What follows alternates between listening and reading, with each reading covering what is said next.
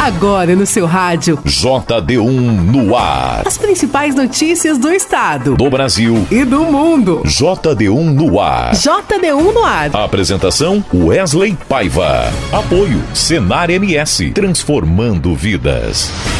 Olá, quarta-feira, dia 18 de dezembro de 2024. A partir de agora aqui no seu rádio tem o JD1 no ar, comigo Wesley Paiva, apresentando as principais notícias aqui do nosso estado, do Brasil e do mundo. Em parceria com 32 emissoras de rádios FM em Mato Grosso do Sul, o JD1 no ar tem o apoio do Senar MS, Transformando Vidas. Está no ar. JD1 no ar. JD1 no ar. Calor não deve perdoar sul-mato-grossenses nesta quarta-feira. JD1 no ar. Previsão do tempo.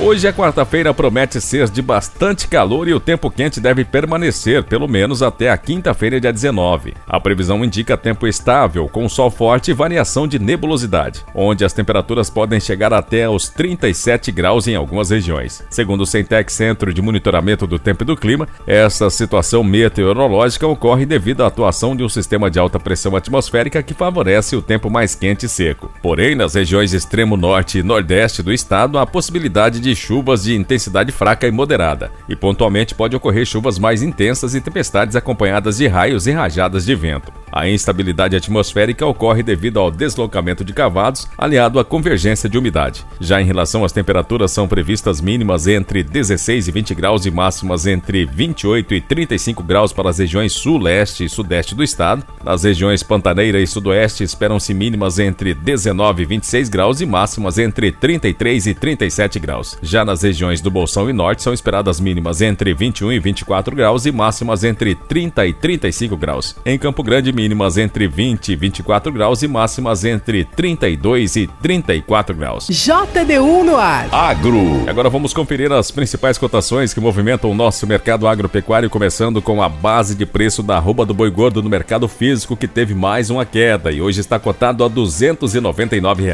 A arroba da vaca gorda, R$ 287,50. O milho seco, saca 60 quilos, R$ 62,50. E a base de preço da soja em grão, saca 60 quilos no mercado físico aqui no estado, hoje é de R$ 134.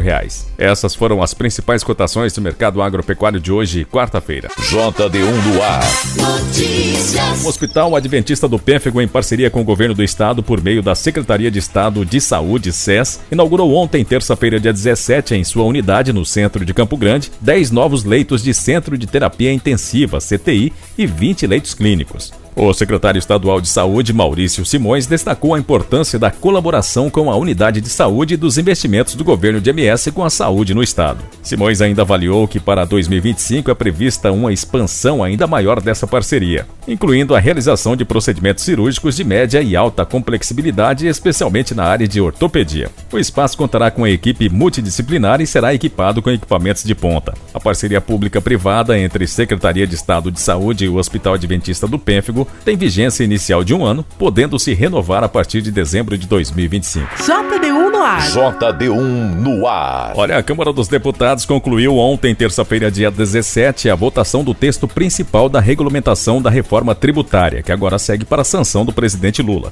O projeto de lei complementar PLP número 68/2024 já havia sido aprovado em julho na Câmara dos Deputados. No entanto, aguardava a deliberação no Senado Federal, que aconteceu na última quinta-feira, dia 12, e por haverem mudanças no texto, precisou ser analisado novamente pelos deputados. O texto estabelece as diretrizes para o Imposto sobre Bens e Serviços IBS de competência estadual, a Contribuição Social sobre Bens e Serviços CBS de competência federal e o Imposto Seletivo IS, conhecido como Imposto do Pecado. JD1 no ar. JD1 no ar. Ontem, terça-feira, dia 17, a FIFA realizou a cerimônia de entrega do prêmio The Best, que elege o melhor jogador do mundo na competição da entidade. E dessa vez não teve escapatória. Vini Júnior foi eleito o melhor jogador. O brasileiro foi campeão da Champions League e da La Liga pelo Real Madrid e destaque do clube espanhol na temporada 2023-2024. Ele atuou em 39 partidas, marcou 24 gols e contribuiu com 11 assistências. Aos 24 anos, Vini Júnior é o segundo brasileiro mais jovem a alcançar a conquista, considerando a idade dos jogadores ao fim da temporada que valeu a premiação.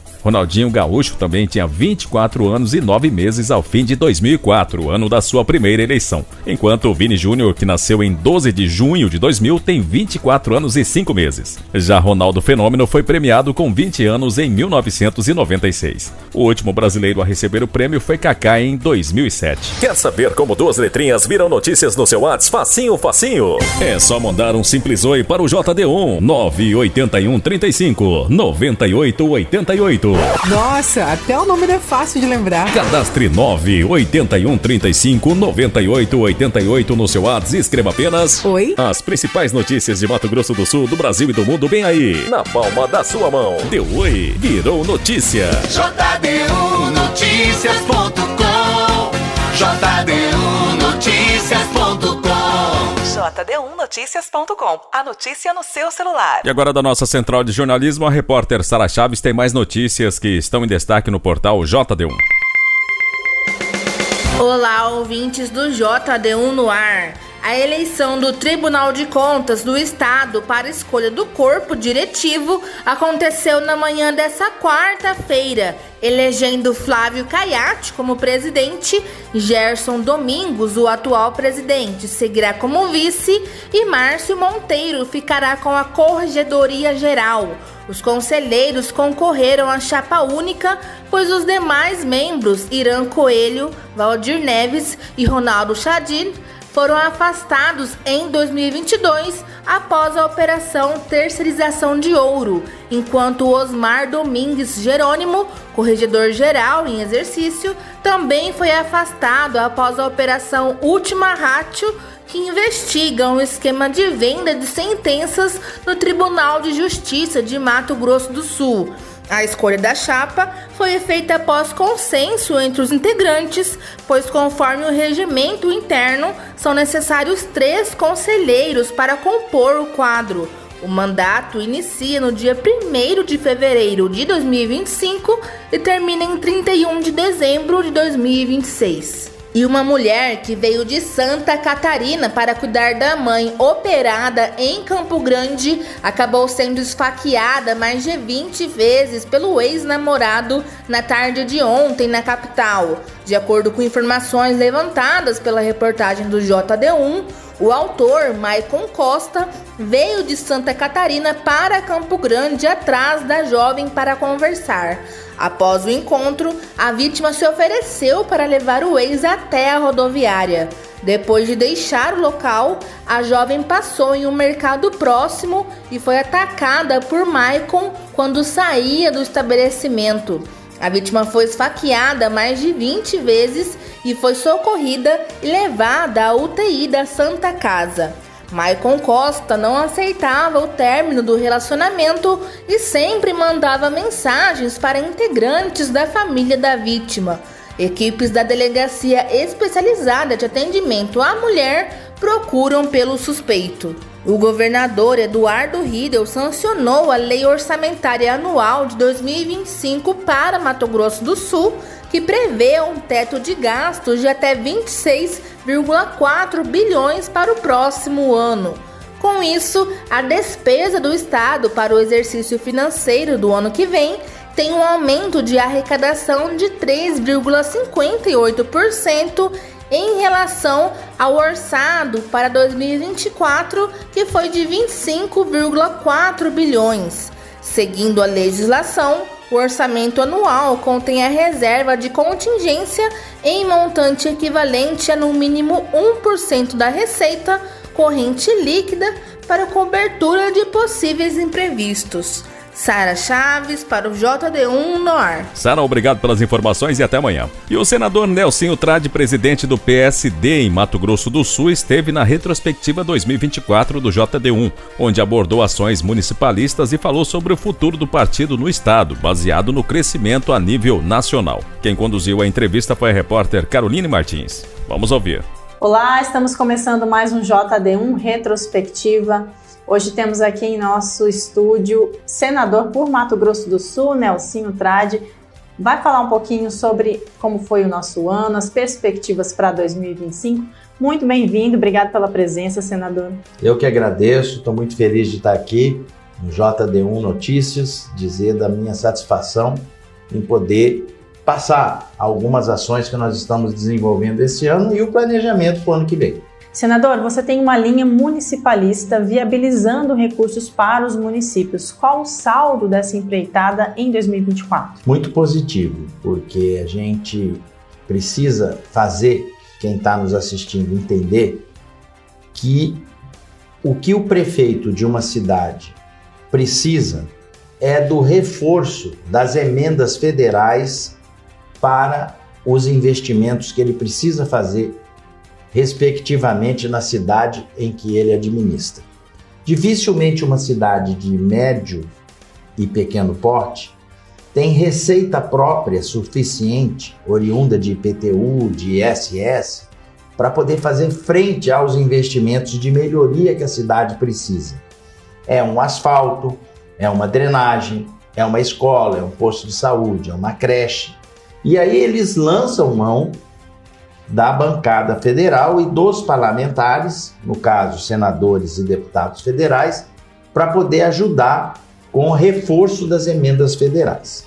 Eu costumo dizer que para você conseguir uma liberação de uma emenda, não adianta você agir sem ter uma rede em volta positiva, sincronizada, sintonizada para ajudar nesse processo. Como que é? A prefeitura que vem até você para pedir uma escola, se ela tiver projeto adequado no FNDE, no Ministério da Educação, para habilitar a sua cidade a receber o recurso da escola, a gente coloca a emenda e a emenda acaba saindo porque une a parte técnica com a parte política. Sem isso funcionar de forma sintonizada, não se consegue liberar recursos. Então, o que a gente montou lá no gabinete de diferente? Nós montamos uma assessoria técnica que assessora as prefeituras a montar os projetos corretamente. Então, vamos dizer, um prefeito de uma cidade pequena, 2 irmãos do Buriti, terrenos. Nem sempre ele tem no seu quadro profissionais de arquitetura que sabem fazer projetos adequado para poder colocar o projeto certo. Então, o gabinete do senador Nelsinho coloca à disposição deles para fazer o projeto certo e a gente conseguir liberar o recurso. É a nossa ação que a gente chama municipalista. Senador, o seu partido PSD foi o que mais cresceu no Brasil. Gostaria que você falasse aqui no estado, como é que vocês saíram nessa eleição? A gente também cresceu em função do que aconteceu da última eleição de governador, em que o PSD não foi bem na última eleição de governador e a gente teve que se reestruturar, se reinventar, porque a vida é assim. Você tem que se readequar de acordo com o toque da música, senão você fica para trás, porque tem alguém que vai se readequar.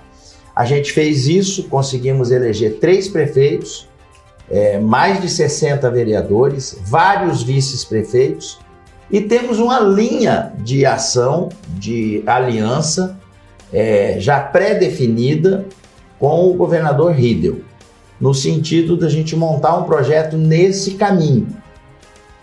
O que vai acontecer? O PSD vai receber novos quadros? Provavelmente, porque é um partido que no plano nacional ele ganhou um tamanho, conforme foi a sua pergunta, uma estatura que torna realmente o partido, vamos dizer, um local atraente para poder vir quadros e formar forças para as eleições próximas, que é de 2026. Você está ouvindo? JD1 no ar. Apoio Senar MS, transformando vidas. E agora vamos ouvir aqui no JD1 no ar o informativo diário do Senar MS. Vencer do agro com o Senar MS no curso técnico em agropecuária. É tudo gratuito. Tem vaga aberta para várias cidades do estado. O curso forma o profissional para o planejamento, execução e controle dos processos de produção animal, vegetal e agroindustrial, com visão ampla e sustentável do agronegócio. É tudo de graça e semipresencial. Saiba mais em etec.senar.org.br. Senar MS, transformando vidas. JD1 no ar. Apoio Senar MS, transformando vidas.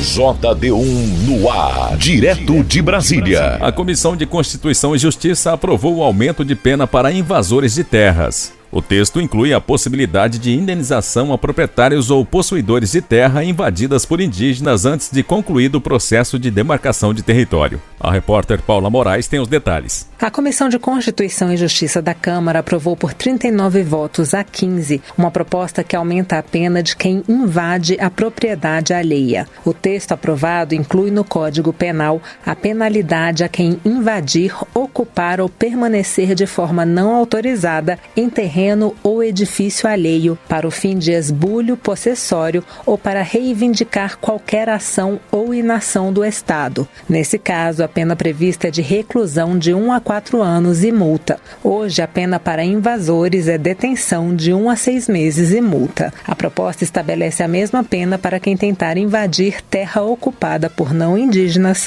que esteja em processo de demarcação. O projeto também estabelece a possibilidade de ação policial sem necessidade de ordem judicial na retirada de invasores de propriedade privada. O texto aprovado prevê ainda que, se indígenas invadirem áreas em que o processo demarcatório ainda não estiver concluído, o Poder Público Federal deverá indenizar o não indígena proprietário ou possuidor da terra. A indenização deverá abarcar os danos e prejuízos materiais e imateriais, assim como os prejuízos decorrentes da impossibilidade da colheita. Enquanto a invasão permanecer, segundo a proposta, a demarcação fica suspensa. A proposta foi criticada por deputados da chamada ala progressista, como o deputado Bacelar, do PV da Bahia. Segundo ele, o projeto criminaliza os movimentos sociais e o povo indígena. Trata-se, portanto, de impedir, por intermédio da força, seja policial ou pessoal, a própria existência desses movimentos democráticos, cuja luta social,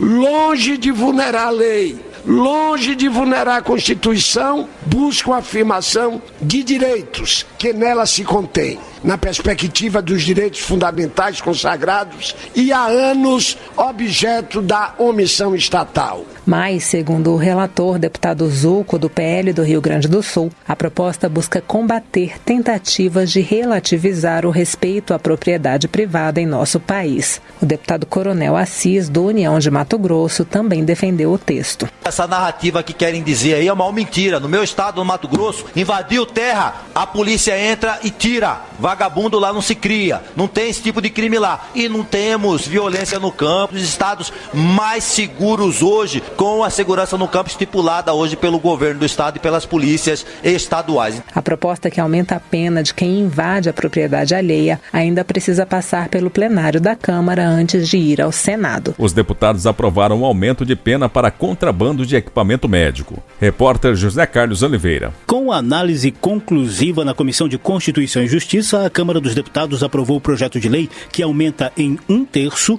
a pena para contrabando de equipamentos médicos e hospitalares. A iniciativa partiu do deputado defensor Estélio Denner, do Republicanos de Roraima, diante de uma constatação. E aumentou muito a possibilidade do contrabando de material e equipamento hospitalar em virtude da pandemia. Houve um grande fluxo no mercado brasileiro de materiais que entravam no Brasil para que a gente pudesse dar conta aí de todas as nuances em relação ao Covid-19. E é claro, isso despertou talvez o interesse de muitas pessoas que fazem todo tipo de contrabando. O deputado lembra que vários equipamentos médicos e hospitalares foram apreendidos em recentes operações da Polícia Federal. Estimativas apontam que cerca de 40% dos aparelhos de videolaparoscopia e endoscopia para exames e cirurgias minimamente invasivas sejam ilegais no Brasil. Atualmente, o Código Penal prevê 2 a 5 anos de prisão para contrabando. Com o aumento da pena em 1/3, o criminoso poderá pegar de 2 anos e 8 meses a 6 anos e 8 meses de prisão. O descaminho, que consiste no desvio de mercadoria para fugir de tributação, também será punido.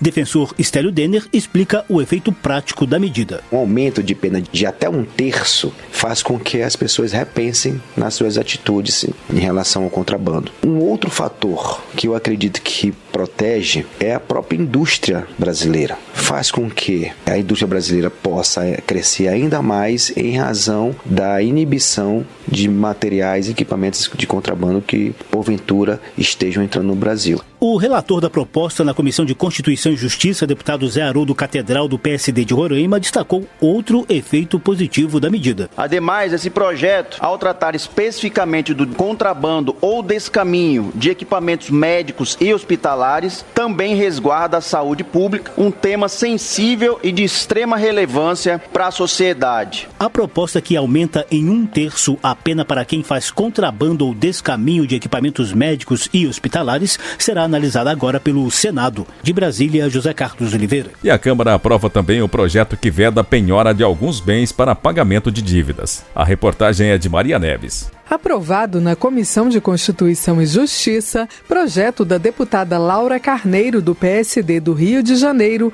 altera o Código Civil para determinar que nem todos os bens de um devedor podem ser utilizados para pagar dívidas. Atualmente, há uma contradição entre o Código Civil e o Código de Processo Civil com relação à penhora de bens para quitação de débitos. O Código Civil diz que todos os bens do devedor podem ser penhorados para o pagamento de dívidas. Já o Código de Processo Civil traz uma lista de bens que não podem ser penhorados por inadimplência. Entre eles estão vencimento ao salário do devedor, assim como instrumentos de trabalho, pequenas propriedades rurais familiares e valores depositados em caderneta de poupança até o limite de 40 salários mínimos.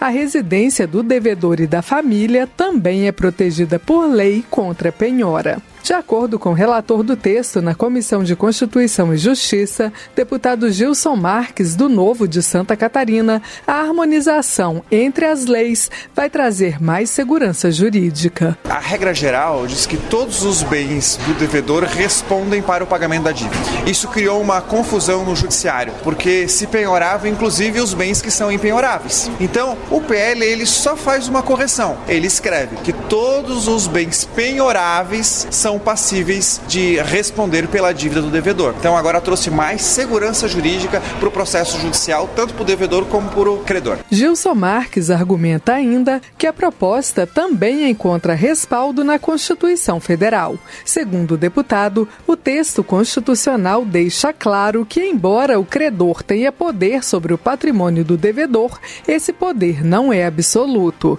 O deputado explica que a Constituição assegura o direito à propriedade privada e veda a penhora de bens essenciais à sobrevivência do devedor e de sua família. De acordo com Gilson Marques, o Supremo Tribunal Federal também já decidiu que a penhora da única residência do devedor, assim como de bens essenciais à vida, violam a dignidade da pessoa. Com a aprovação na CCJ, a proposta pode seguir para análise do Senado. De Brasília, Maria Neves. Com a apresentação de Wesley Paiva, termina aqui o JD1 no ar de hoje, quarta-feira, dia 18 de dezembro de 2024. Essa é uma iniciativa do JD1 Notícias em parceria com 32 emissoras de rádios FM em Mato Grosso do Sul e conta com o apoio do Senar MS. Para você ouvir novamente essa edição em podcast ou ainda acompanhar outras notícias aqui do estado, do Brasil e do mundo, acesse a qualquer momento o nosso portal www.jd1noticias.com. Uma ótima quarta a todos e até amanhã. Você ouviu as principais notícias do estado, do Brasil e do mundo. JD1 no ar. Apoio Senar MS, transformando vidas.